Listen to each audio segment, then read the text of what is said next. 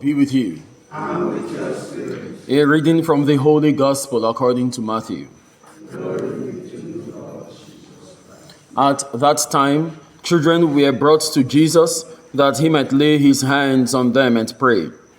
The disciples rebuked the people, but Jesus said, "Let the children come to me, and do not hinder them, for to such belongs the kingdom of heaven." And he laid his hands on them and went away. The Gospel of the Lord. Praise to you, Lord Jesus Christ. Glory to Jesus. Do not hinder them, for they own the kingdom of heaven. How do we hinder children? How do we hinder them? We can hinder children by positively stopping them from reaching the goal for which God created them, or we can hinder children by not making effort to stop the things that hinder them from reaching the goal for which God created them. Two ways by which you can hinder children. The Lord says, "Let the little children come to me, for they are the owners of the kingdom of heaven." Okay? There are two ways by which we can hinder them. The first one is to positively, that is, openly and directly hinder them, that stop them or become an obstacle to them reaching the goal for which God created them. Let's use the summary. The goal for which God created them.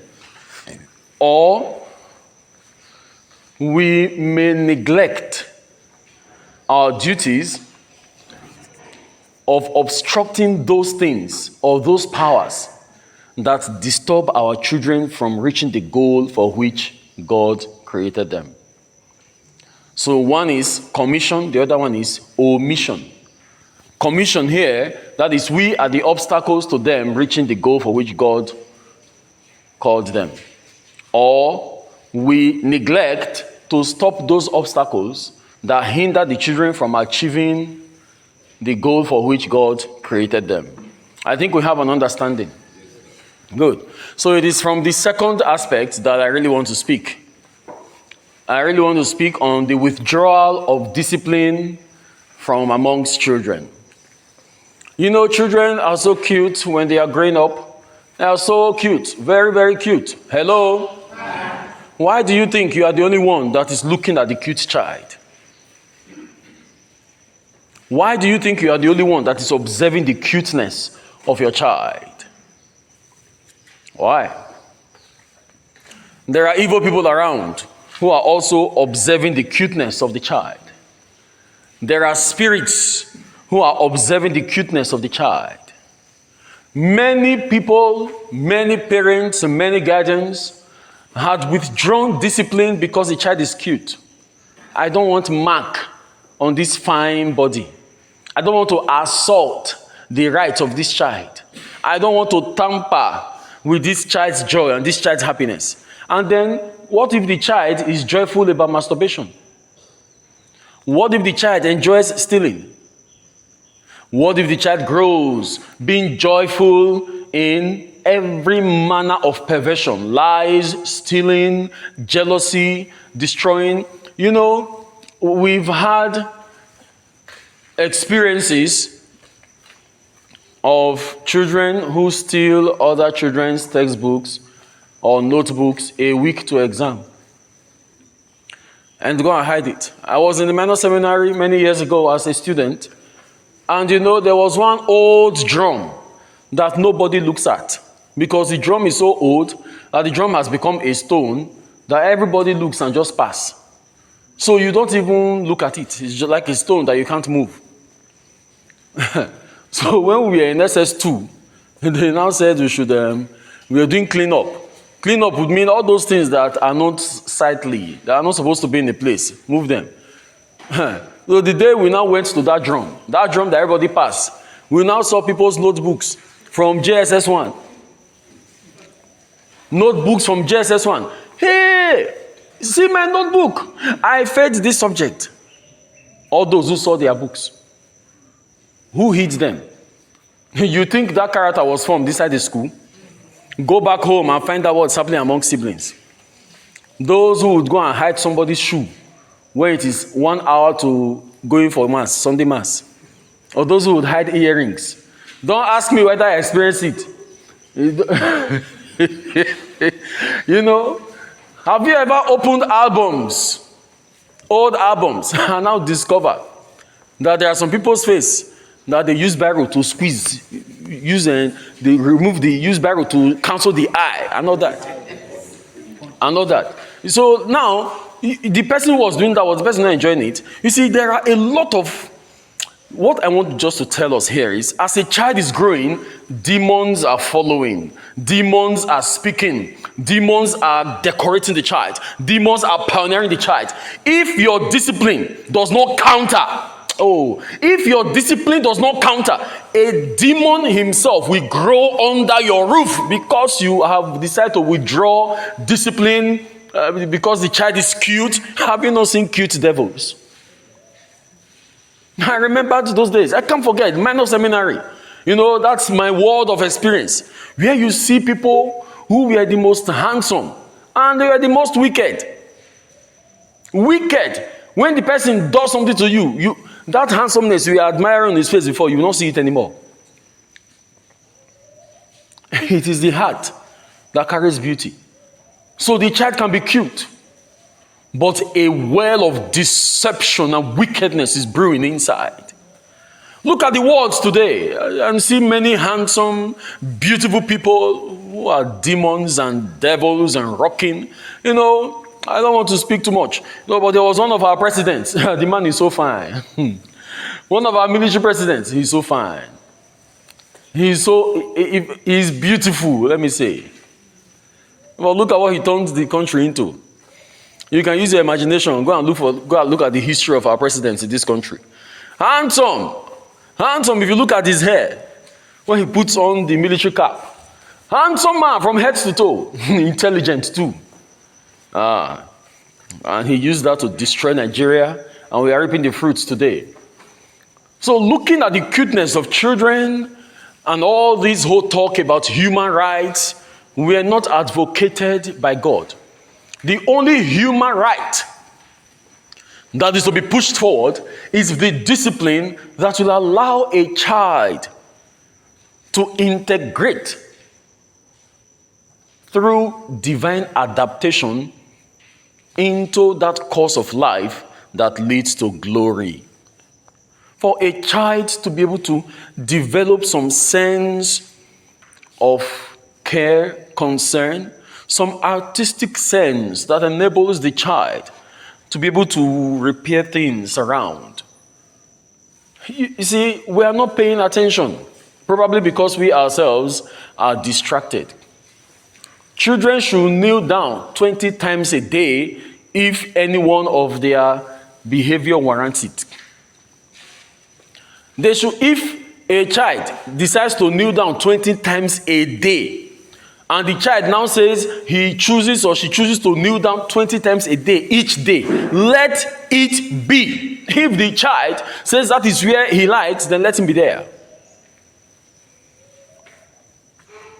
Because if you give up, what that child will become?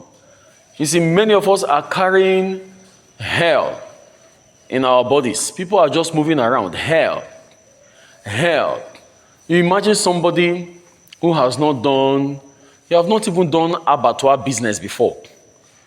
So that we'll say you have the capacity to, that is, you have mastered blood. You have not done abattoir business before. You were doing provision business. Provision business was not moving. Then somebody now introduced you into medical export. You say, you call it medical export. I saw it in the forum this morning. Medical export. What is medical export? Transportation of human body parts. And then you're able to do it. You did 1, you did 2, you did 3, you did 4, did 5, did 6, did 7. Eventually, the reason why we knew about it was because she was now regretting it and she was now confessing. And why is she confessing? Because one of the girl that she had killed, keeps disturbing her. So if that person did not disturb her, she would have continued. So do we really think that that character just came immediately? You see, the character started in another name, not as a killer, but as someone who does not care about the next person. The character started as selfishness. Any child that wouldn't forgo what he has for another person, that child can take what is another person for his own. It started like that. I mean, many of us just think that there are some evils that just come into our lives. For you to agree to it in the first place, the first time, it was already in you. You cannot agree to what is not in you. You cannot. You cannot. Unless the person was manipulated, in which case it will not be you that is acting. But for you to come out, to start confessing, to start regretting, it meant that when it came, you agreed. You entered.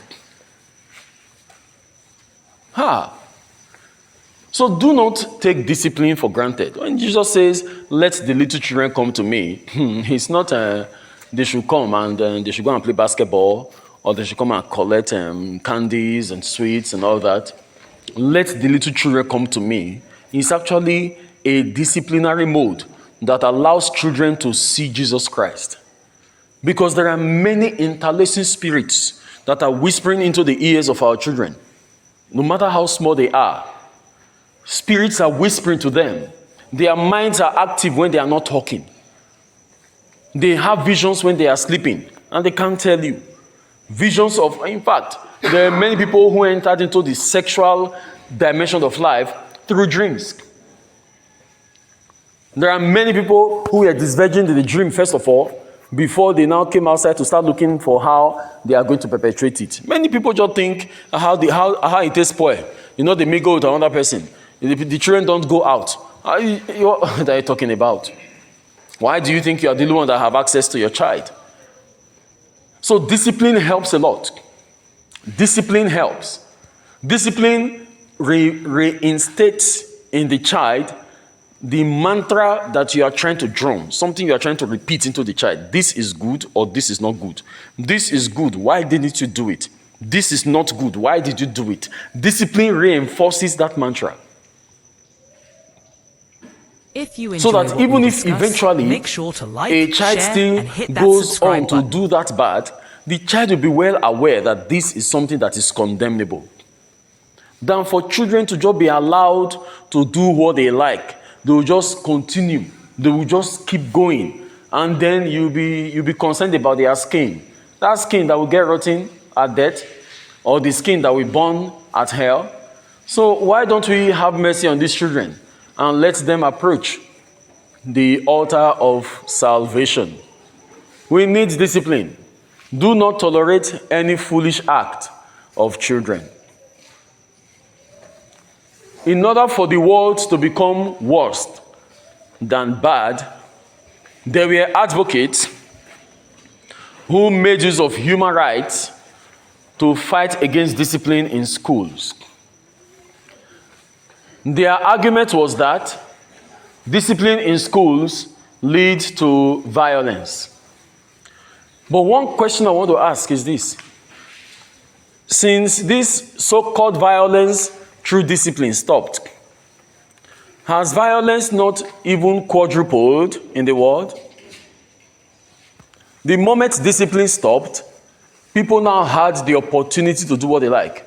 When there was discipline in schools then, we didn't get young people, 13-year-olds, carrying gun and going to a market square and spraying people dead. When there was discipline, when children were being punished for doing evil in school, we didn't have youths of 16, 17 carrying a gun and going to a nursery school and spraying little children to death. We didn't have that. When they stopped discipline in school, that was when we now started seeing drug addicts, now started seeing children who are drug addicts. In those days, there were people who have grown high in society that had access to drugs. But now children have access to drugs, children have access to weapons, because the moment we withdrew discipline, that confidence, that animalistic confidence that demons always brew in children, now came forth. They now had a chance to explore.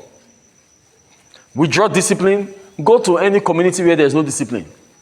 Just go to any community where, be it a church. Go to a church where there's no discipline, for instance, and see what happens there. If the church wardens of this parish have some certain level of confidence, it's because I gave it, because of my body language. They dare not try it in some other places. In a place where there's no discipline, you cannot enforce law. So let us concentrate on our little children. Because when human right is enforced over and above discipline, it is no longer God's call. If you look at the first reading of today, you will discover that discipline was part of the mantra for following God. Joshua told them beforehand, now look, once you have decided to serve this God, you cannot serve any other God. If you serve any other God, there is punishment. And he made it known. In order for there to be discipline, there must be retribution for any evil that is done. So my dear brothers and sisters, we need to help our children. We need to help our grandchildren. Do not look at, you see, just have this in mind. Children can easily be possessed by demons than adults. So this is where we help them. At the age of 5, if a child had not been bent by whatever means, if a child had not been bent to align, to set standards, by the age of 5, you are in trouble. If by the age of 5, a child still has confidence to give you slap as a parent, you are in trouble. Because I see some children do that. By the age of 3, if a child gives you slap at the age of 1, you can laugh and say, the smile looks like biscuit. If a child gives you slap at the age of 2, you say, okay, that is peppermint. If a child gives you slap at the age of 3, you say, okay, well, let's take it as meat pie. If a child gives you slap at the age of 4, now you should start looking at the child seriously. If by 5, a child gives you slap, if you don't give that child double of the same slap, even you yourself, God will hold you responsible for the loss of that child. So which means, from the age of 3, if a child gives you slap, start warning the child. Start warning the child.